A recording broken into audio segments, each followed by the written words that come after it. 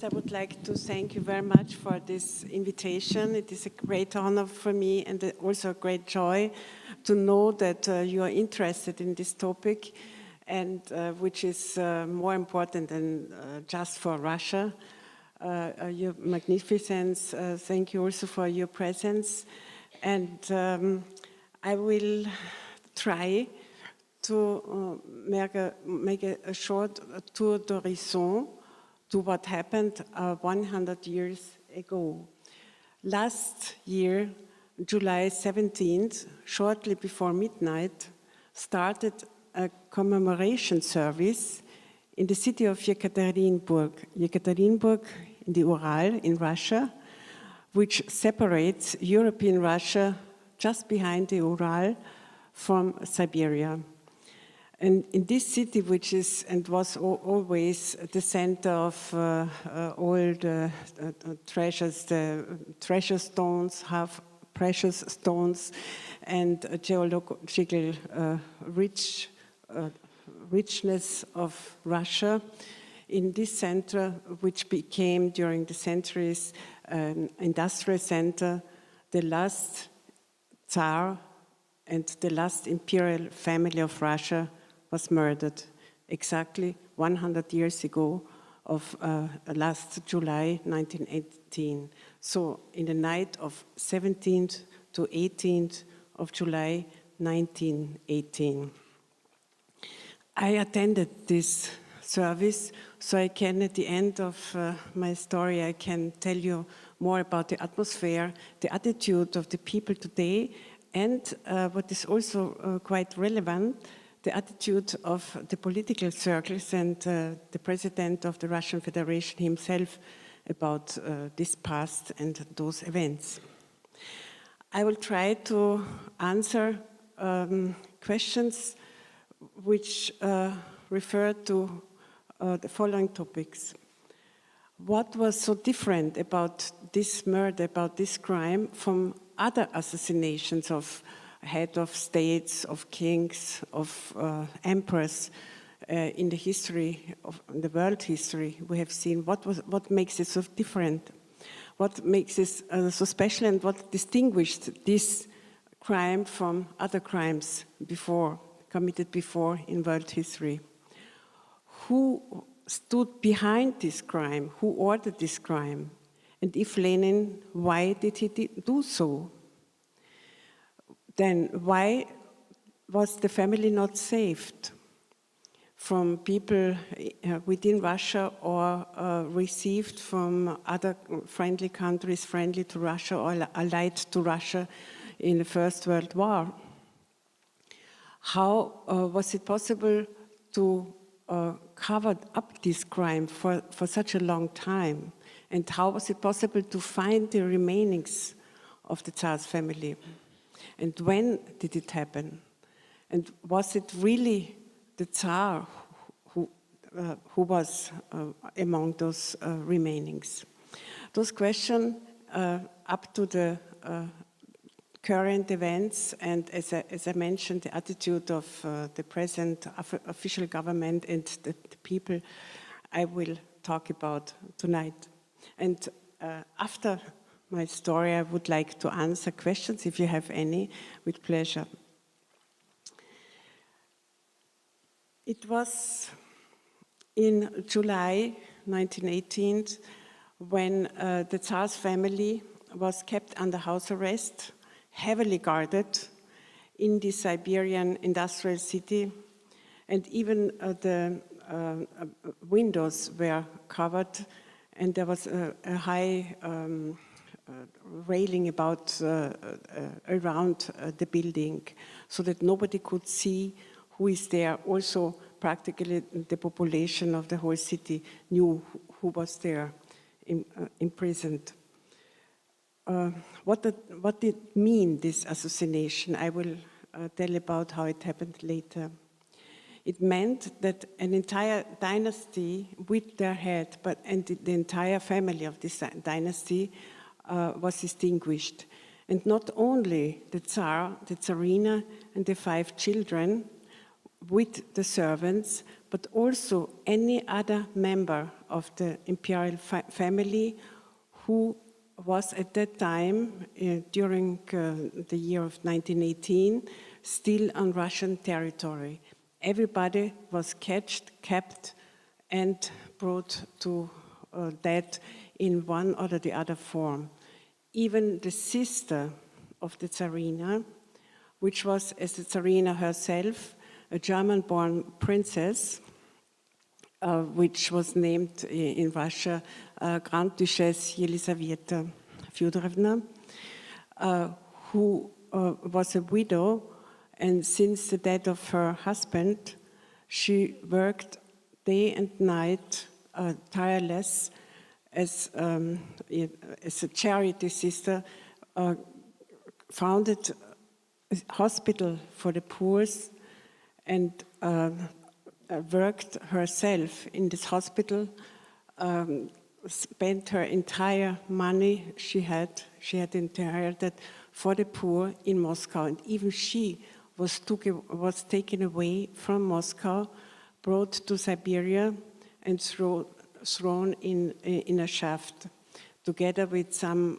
princes also of the Russian Romanov family. And even alive, she was thrown there, and some grenades were thrown behind her. And later, peasants which lived near that shaft behind the forest, who boarded these shafts, told that they had heard her singing prayers, even 2 days and nights, until she became completely silent. And when they found her, they saw that even she, heavily wounded, had bound with her handkerchief the wounds of the others, trying to help them to save their life. But of course, which was in vain.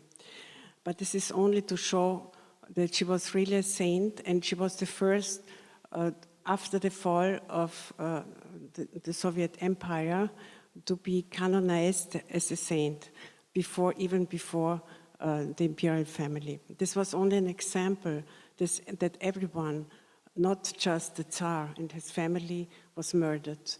And this was the special circumstances about this murdering ordered by Lenin. The next question is, why did he do so? Why did he order that? Lenin's only goal was that no symbolic figure, no personality of Romanov descendants of the Romanov family would stay alive as a symbol for the population, who would, of course, naturally rather serve to this person than to him. And he wanted to make sure that nobody ever could pretend to have the right to rule Russia, but Lenin himself. Why do we know that Lenin gave the order? Lenin was very careful. He was a lawyer, and he would never leave trace in writing of his orders. But all circumstances show that there is an evidence that only he could be the one who ordered this murder.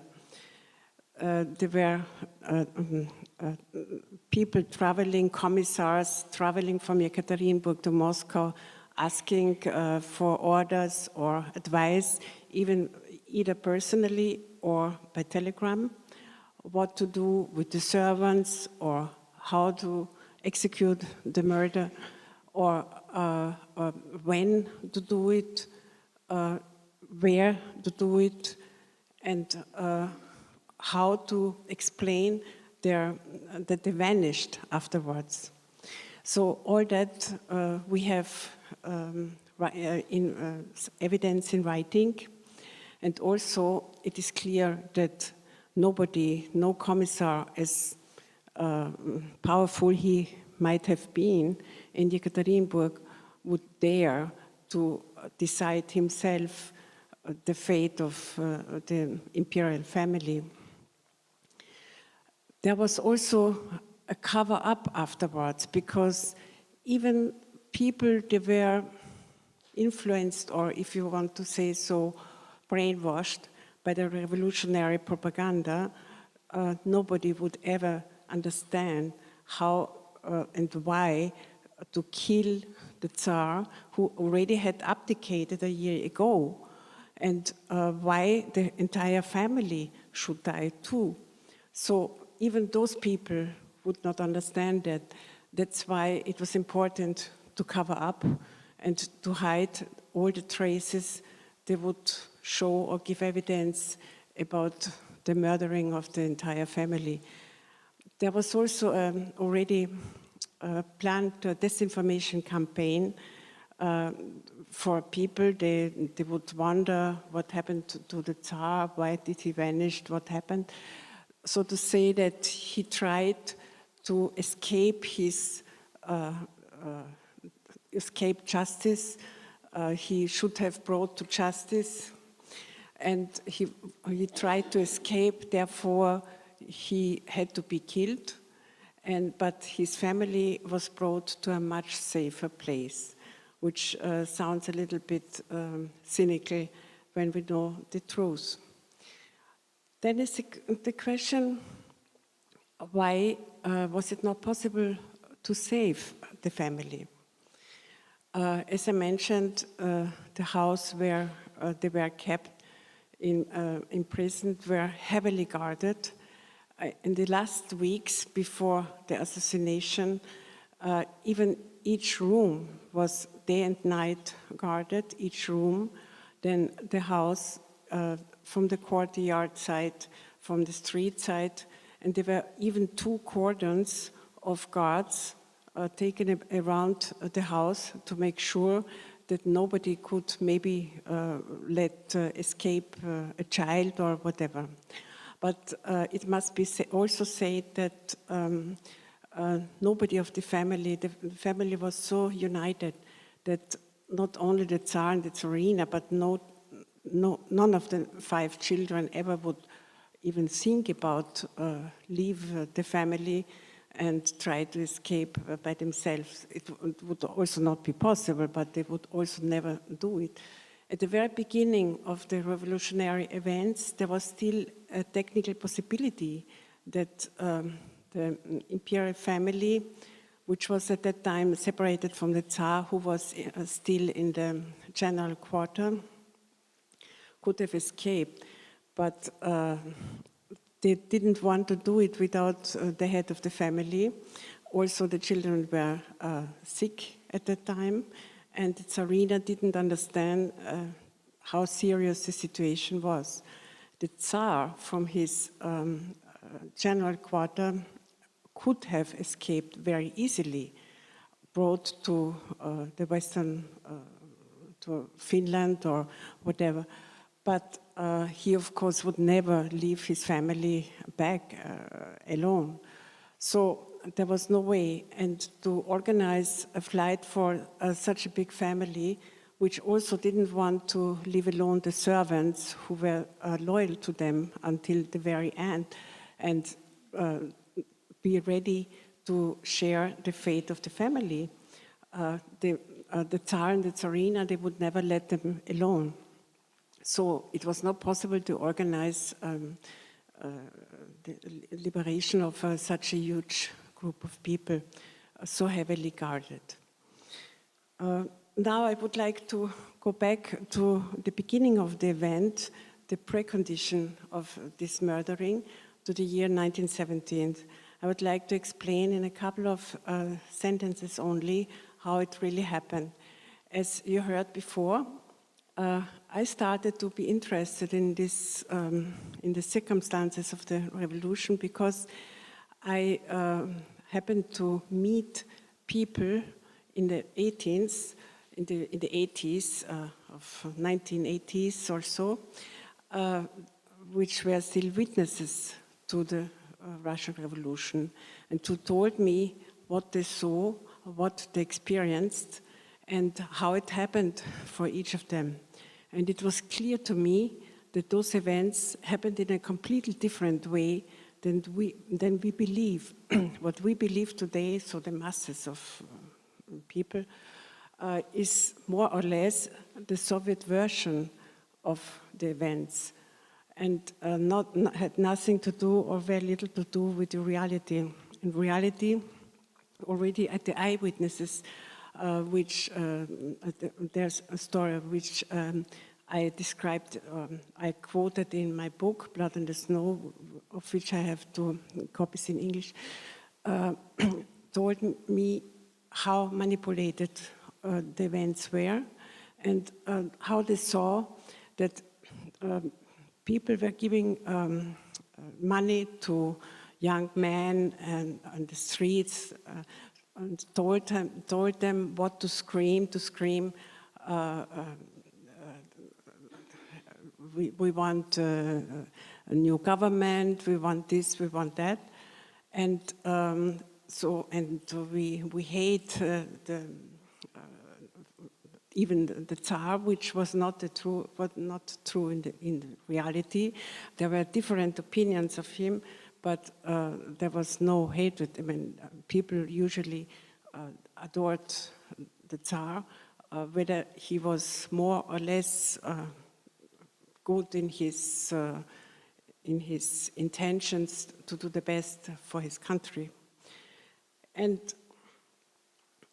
then I started to be interested, how was it possible then, when it was also so manipulated, how was it possible to overthrow the Tsar of so rich and huge country, which was at that time in his most prosperous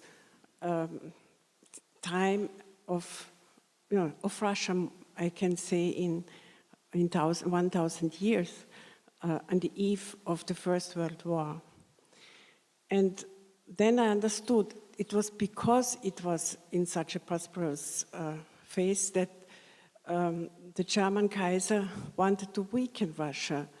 And the fact that Russia mobilized on the occasion of the declaration of war of Austria-Hungary to Serbia was a pretext for the German Kaiser to declare war on Russia in August 1914. It was completely unexpected for Russia, for the Tsar. The Tsar had exchanged telegrams with his cousin, Emperor William, and made some proposals how to avoid war. And he did not expect at all that all of a sudden he would receive a telegram with the declaration of war. So this is how it happened. And when Emperor William was not able, as he had expected, to bring the war with Russia to a very quick end, and cannot, through all his forces, throw on the front against France as he had intended. And then in that moment, this was beginning of 1915, when he became impatient. He accepted the program presented to him by a Russian, a Jewish revolutionary named Parvus, a program, a plan laid out on 20 pages, which is in a political archive in Berlin, how to organize destabilization up to a revolution in Russia with the goal to overthrow the Tsar, who was not willing to sign a separate peace with Germany because he had promised to his allies, France and England, not to sign a separate peace with Germany until Germany would be defeated, who had started the war with Russia. And this was the reason why the German emperor accepted this plan, because he thought, okay, if the Tsar would not be the head of Russia anymore, then I could make a deal with another leader. And this other leader, who was corrupt, who was willing to sign any kind of peace against any promises, political and personal, this was Lenin. And this man, Parvus, who had elaborated this program in all details on 20 pages, I quoted this document already in those books. This program was started in March 1915 with all elements of destabilization, shortage of transportation of goods, of products, of weapons, of all kinds of goods necessary for the soldiers at the front, for the population in the industrial centers and in the cities, all kinds of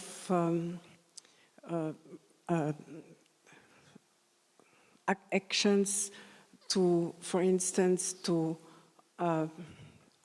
interrupt the production of coal and minings and even oil production. Similar actions as we have seen in the wars in the Middle East in the last years and decades. So already at that time, this was used to emphasize, to promote destabilization and unrest in the population. And when the Tsar in February 1917 left the capital, then St. Petersburg, in order to prepare the spring military actions in the general quarters, which were 1 day and 1 night traveling by train away from the capital. This was the moment which, thanks to the military espionage, was used to provoke the big revolution. The revolution was not a revolution in October as it is called revolution. The event in October, taking of power by Lenin, was not a mass event. It was not an upheaval. It was not a revolution. It was a single action of a couple of men, well organized. But the revolution with the participation of the population, with mass demonstration, which the claiming for bread, for oil, for products, for oil, everything they needed, because there was an artificial shortage organized the week before. This was a real revolution, but orchestrated by a single man from abroad and financed with many millions of gold mark at the time by the German government. Also by some American industrialists, which became very rich later because they made deals and agreements with the revolutionaries like Lenin and Trotsky about monopole contracts for the exploitation of oil, for exploitation rights, especially in southern Russia.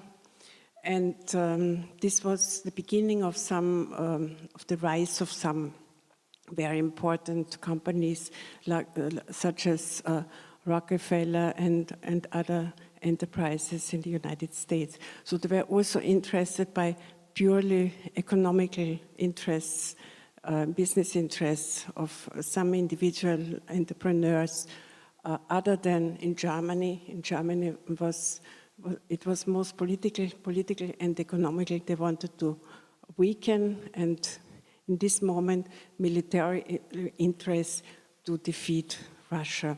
This is how the revolution of 1917, the real revolution and the following take of power by Lenin was organized, and this was the real motivation behind those events.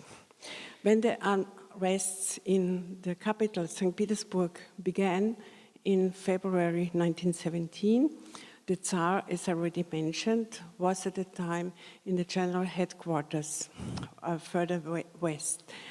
When he heard about it, when he learned about it, he sent telegrams that during the war, it is absolutely unacceptable to have unrests. We have to think about that the war will finish and with our victory, and we cannot afford to have interior problems and unrests.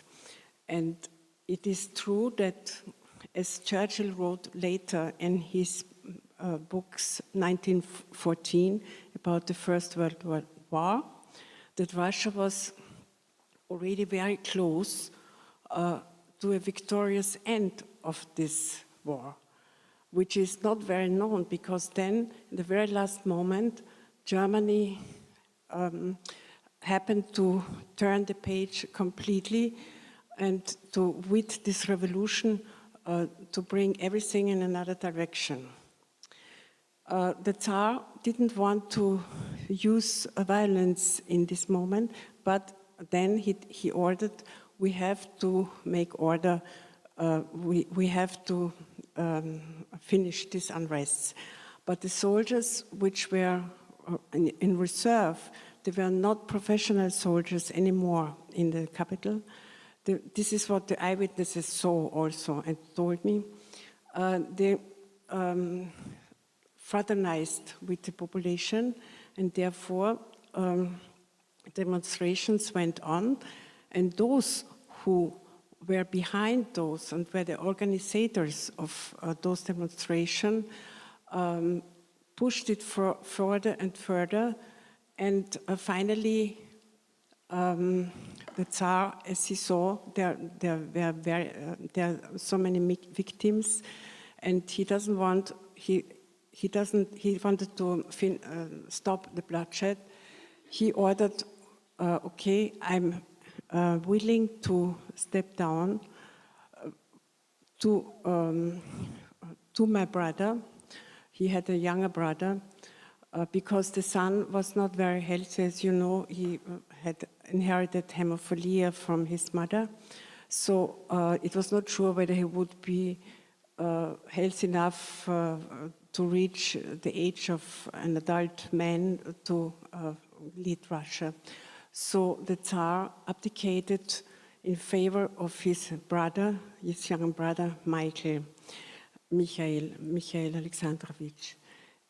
And not knowing that Michael 2 days later would be convinced by liberal and leftist members of the provisional government not to accept the throne.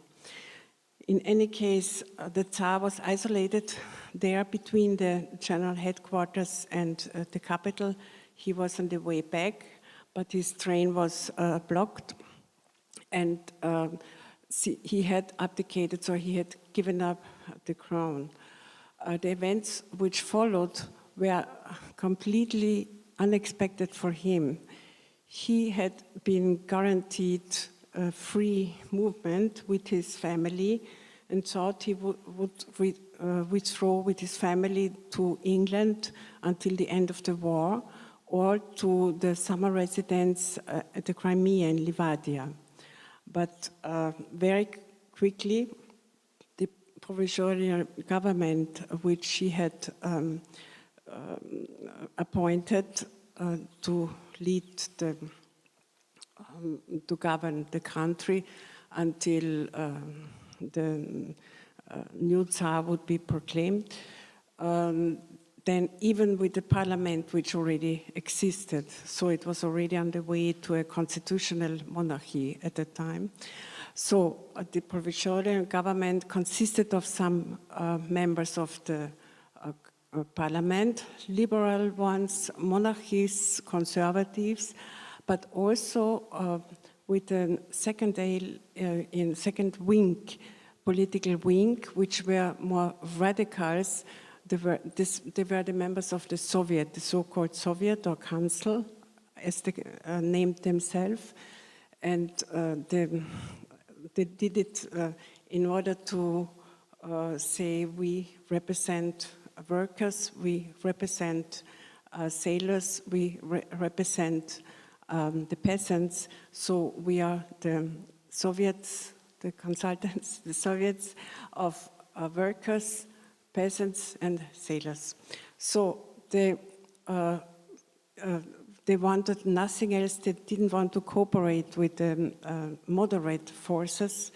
They wanted to govern themselves. So they chased the events in the direction where they finally were the dominant force. And they said, we don't want that the Tsar can move freely with his family. We want to keep him. We want to kill him. So they already from the beginning wanted to eliminate him as the force which was a symbol to the ordinary Russian people. And so the Tsar was for a while still under house arrest in his palace outside of St. Petersburg in Tsarskoye Selo. And after a couple of months, the family was brought in a train to Siberia, first to Tobolsk. This was an old trade city on the crossing river and from east to west, and with a more loyal attitude of the people to the Tsar's family, but they were under house arrest. But they were still free to go to the church, to receive the sacraments and so on. And people brought them products to eat and so on. But as soon as Lenin came to power, as soon as Lenin took power in November 17, the situation changed. The guards were changed, and it was decided that they would be brought to another place where there's more an industrial population, which is more open to the revolutionary propaganda and to the lies they told the people, and the lies against the Tsar. They said it's a bloody Tsar. He was bad and he was cruel, which was not the case. Just this Tsar was just not at all cruel. He was rather too soft in many ways. And so they were brought to Yekaterinburg, to this industrial center, where there was a different atmosphere of the population also, and less risk that a liberation attempt would be organized. So in the night of the 16th to 17th, or 17th to 18th of July, there were some men came and a commissar came. He had organized a group of 12 men who had handed over weapons, revolvers, and it was exactly said who would shoot whom, who would shoot to the Tsar first, and then to the Tsarevich, and then to the doctor, so the doctor couldn't help, and so on. Everything was planned exactly in advance. And so the family was woken up shortly before midnight, and it was said that they have to be brought to another place because the White Army, which was the military force of some old loyal soldiers of the Imperial Army, loyal to the Tsar, who tried to, in a military way, to fight against the Red Guards in order to take Russia back from the revolutionaries. As you say, there was a civil war in those years, and they were already coming from the west, from the east to the south, nearer to Yekaterinburg. And so they were told that their family is in danger and they have to be brought away. But in reality, they were taken to a cellar room, and when they waited, the commissar came and said, "We have to kill you." And immediately he shot everything to that. And everybody of these 11, 12 men shoot, and some people were not immediately dead, and it was a very cruel situation, and it took almost half an hour until everybody was shot or brought to death in one or the other way. And then they were taken to camions to open or closed cars, which were then taken to a near forest, and then they throw the remainings in a not working anymore shaft, a mine shaft.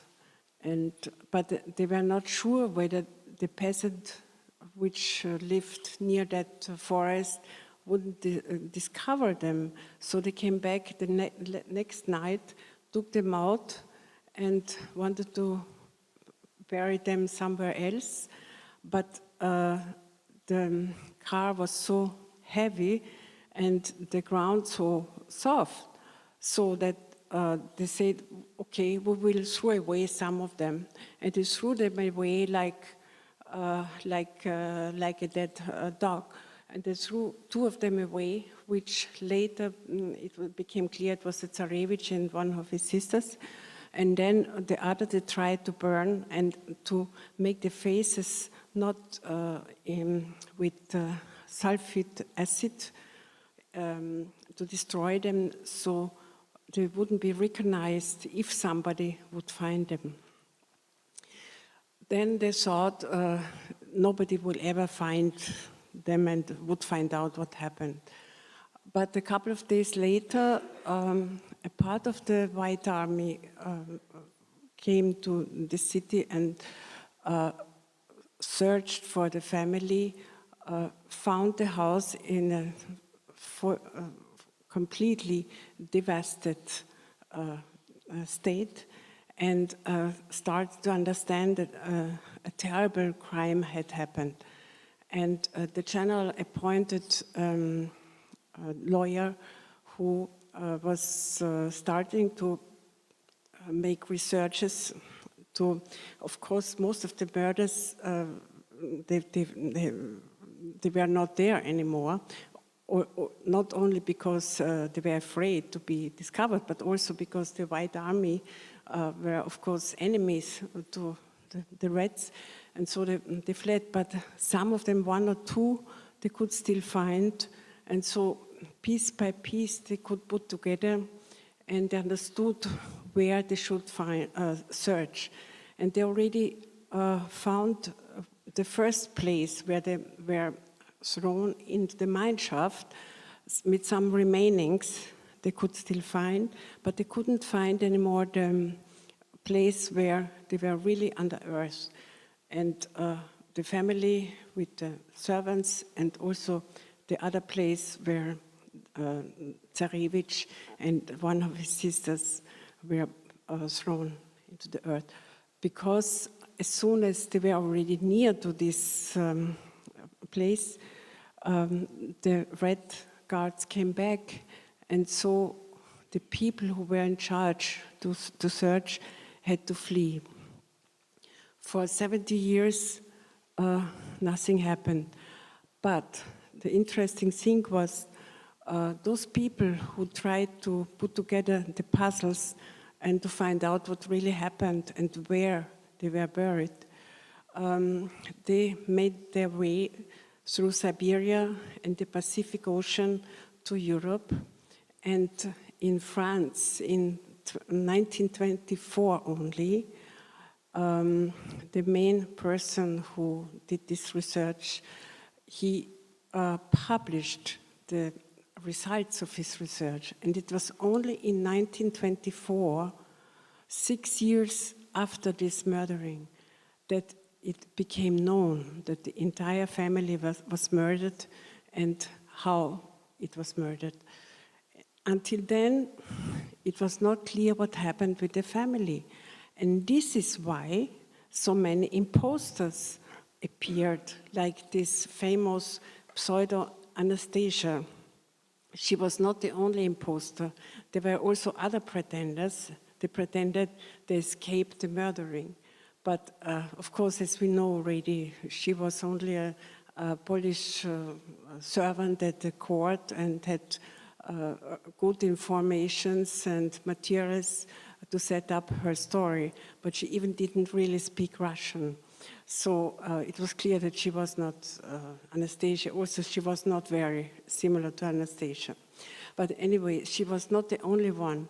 And there was even a fun story in the United States when there was a man who pretended to be the Tsarevich, the son of the Tsar, who had survived. But there was on another place, also in the United States, a woman who pretended that she was one of the daughters. And so some medias, as you know, in the United States, they like sensations. And the medias, I think even here, they would be hungry for such a sensation to bring together the two survivors of this massacre. They brought them together and they fell to each other into arms, not knowing each other in reality. And it was a touching ceremony of yes, but unfortunately, of course, soon after it became clear that it was everything was a betrayal.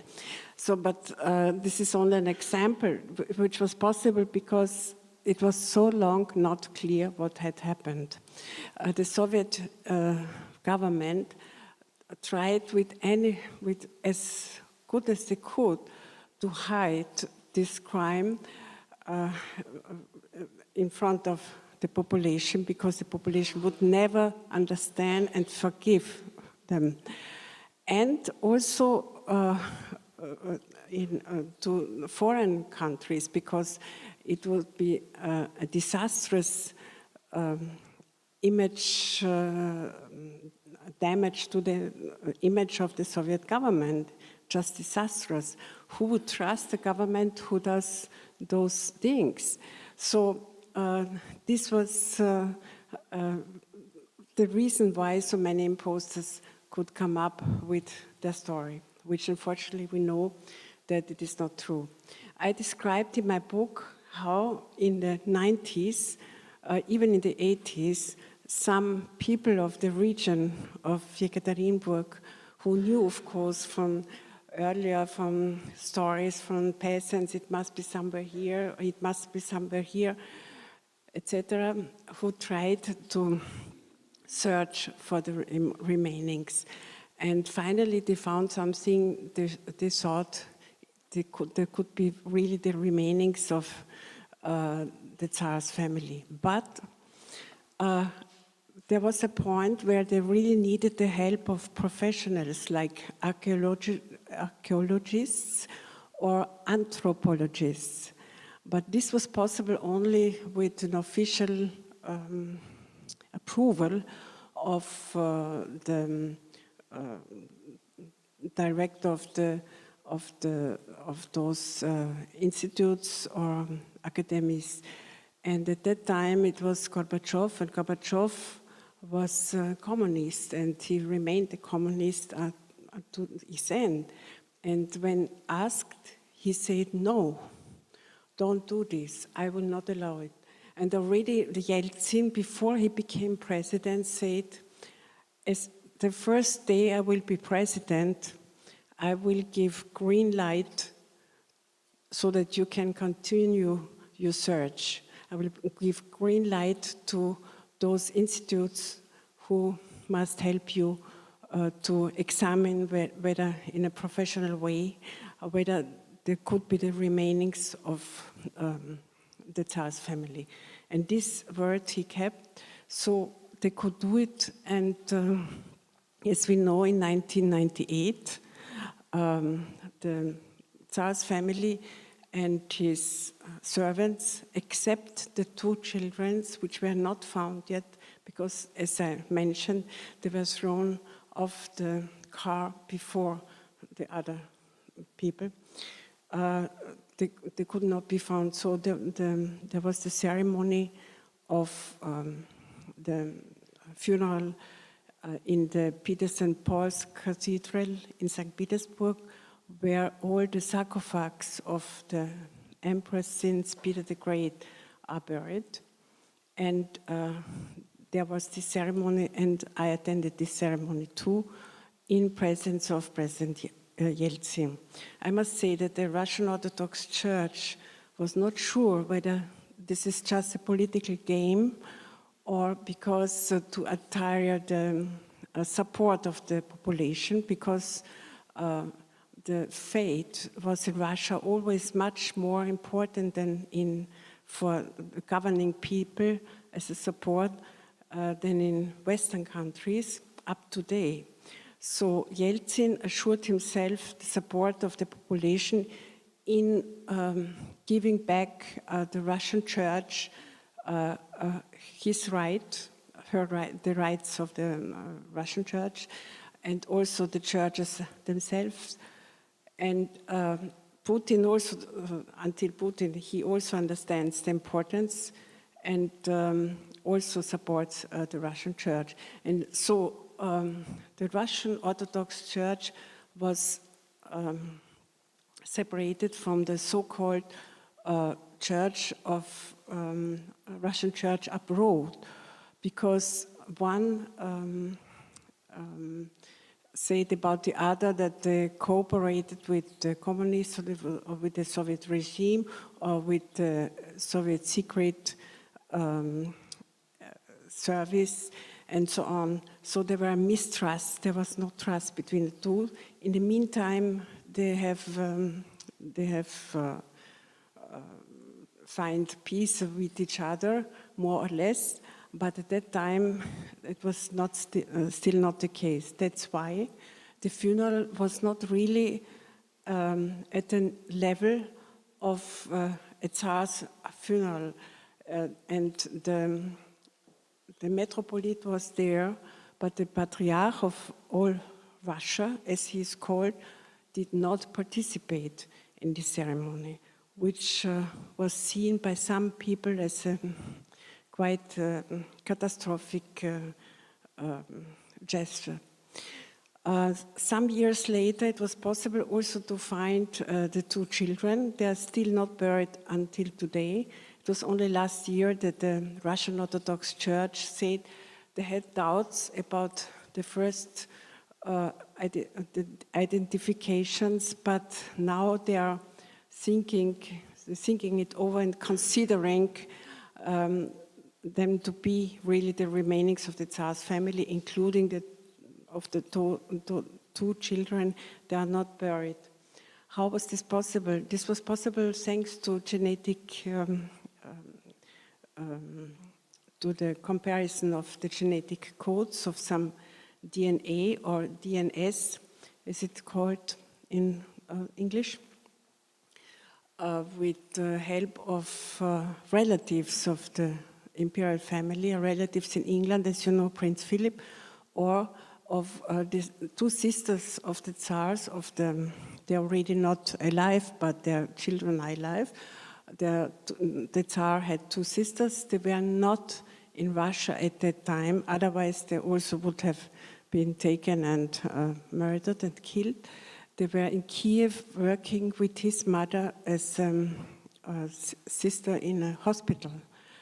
And this is when they could, still in this critical time, they could escape through the Crimea, as many others could. But of course, only few compared to 100 million people of Russia. So I would like to show you first how the atmosphere was last year. But I cannot, here, excuse me, I think, here. Last year, on the eve of the service of commemoration of the assassination 100 years before, there were huge photographs of the Tsar and his family. This church in the center of St. Petersburg, of Yekaterinburg, was erected exactly over the place where this house stood, where they were murdered. The house was teared down already many years ago, and exactly over this place, this church is erected. And exactly in this room where the murdering had taken place, they know exactly where this room was, is now a special altar taken out with golden mosaic with images of the Tsar's family. The Tsar's family was canonized as holy people in 2000, in the year 2000, for exemplary behavior in a suffering time. I can also give an example. There is a letter written by the eldest daughter of the Tsar, Olga. She was also a writer of poetry, and she wrote a letter to friends, and in one archive in the United States, those letters are still preserved, and it reads, fathers, they already felt that something terrible will happen. They had this feeling already by the behavior of the guards and everything, and the regime they had. So it reads, fathers asks you not to take revenge. He already had forgiven everybody. He prays for them. Don't take revenge. Don't take hate. Hate will make the bad in the world only bigger. The only thing which can save the world is only love. This was one of the last letters she wrote in the name of the Tsar to friends of the family.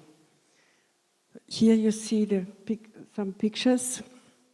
They were taken already from arriving at the airport at Yekaterinburg. You can see those big pictures.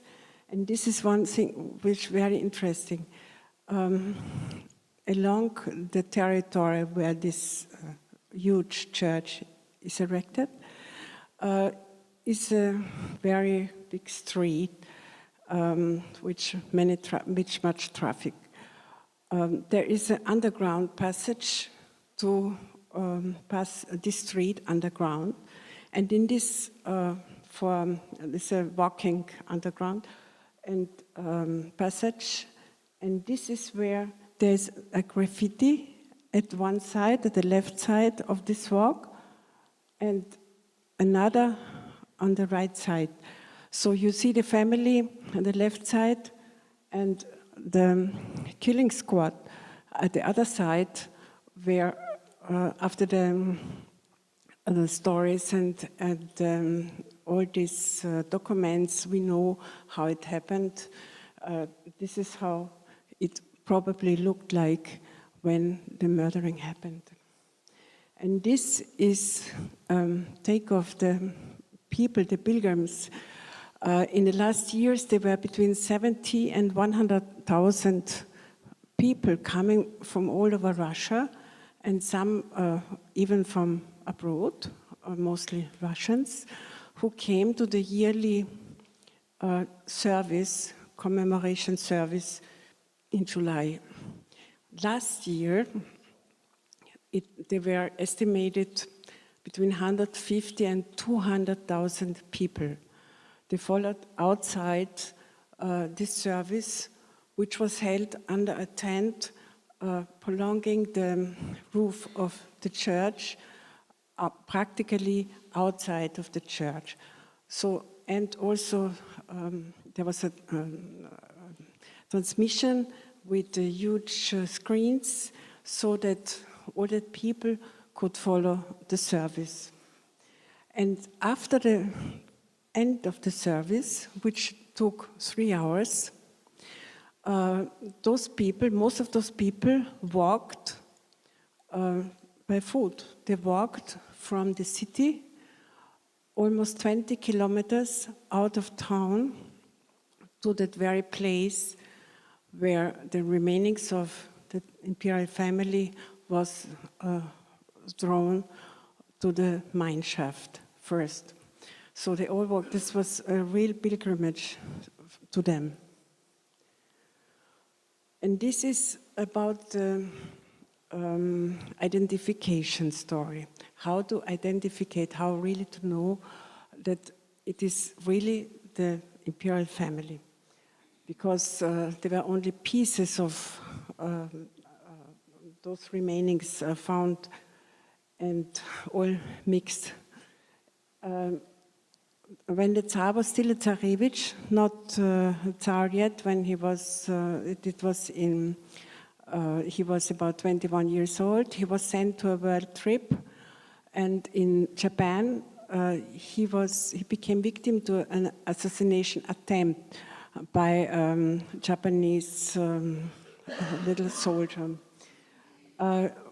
This soldier with sword, he tried to beat him to the head. When he tried to beat a second time, the Tsar quickly he tried to protect his head, and so he a little bit turned away, and this is why this second try was not really in the middle, but it was at the side, and the hat protected the head of the Tsarevich. He had a hat, and this protected him. But there was blood. There was still a little trace of this sword and a little bit of blood, and so this is what they later tried to reconstruct. And also they found a trace of the wound in this head. And this was how they measured the wound and tried to compare it with the place where the trace of blood was on the head, and also in the manchette of his shirt. So this is this. And so they reconstructed it, and this shirt was kept in a magazine in the Hermitage, in the fundus of the Hermitage Museum, and they found it. They extracted the DNA or DNS and compared it with DNA or DNS of living relatives today. And this is how they could be sure that it is really the same family and it is really the emperor. And this is part of the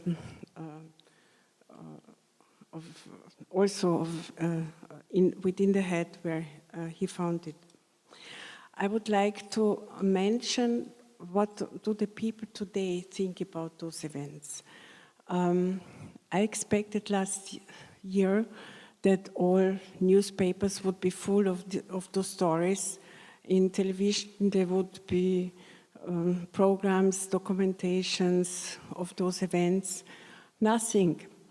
As I found out, the president had given order to keep the event low profile because he tried, as already he tried the year before, in the centenary of the Russian Revolution, 2017, to not to remind too much about what happened, because he doesn't want that the splitting in the population becomes even deeper. There is a split in the population because there are still some communists, also not very many, but there still are. And especially in times of economic crisis like now, because Russia suffers of the consequences of the sanctions and also of the low oil price, and they missed the occasion to renew their economy and their industry, and they are quite dependent of the oil price, and the consequences of that and of the sanctions already they feel. So the communism is still alive because people think that earlier, at least, we were not very free, but we had to eat. Everybody had a working place. There were no problems of finding work, and the social system, so they had a free Medicare and so on. So there are still communists and some, of course, liberals, and then the party of the governing of the government, Единая Россия, United Russia. So the president tried to keep calm both sides. That's why he didn't want this event to be too loud, to be too much shown, so the people are not, many people even don't know about those events which happened 100 years ago. So this is one reason. And I asked people, what do people really think? And it is true that the people today, the younger generation, knows very little about it, and frankly, they are also not too much interested.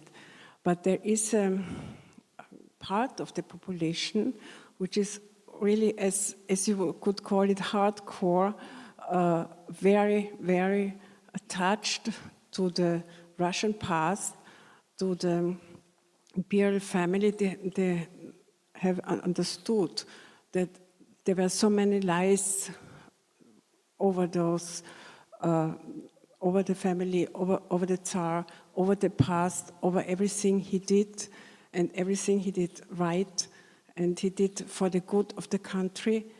And so they understand that, and they keep the family and the Tsar in memory. There are many publications about it, there are even films about it, and the Russian president lets it happen because he lets the one side do what they want in this way, in this field, and but he doesn't say actively what his meaning is about it. The same was true in the year 2017. He spoke very little about the revolution. He allowed some conferences to happen and some things, but he spoke practically nothing about it. He said, yes, this is an event, and he even said it was not good that the Tsar had abdicated. He should have held strong, and this is what he said. But of course, the Tsar thought that if he stays, there will be a bloody civil war, and he didn't want the bloodshed. And as I mentioned already, he gave priority to the events on the front, that the war could be ended, and could be ended with victory for Russia. So with this, outside to the current situation and attitude of the official Russian government and of the people, I would like to finish and to thank you very much for your attention. It was certainly difficult to follow for such a long time, but I'm happy to answer questions. If you still have some, and if you like a book, I would sign the book too. Thank you very much.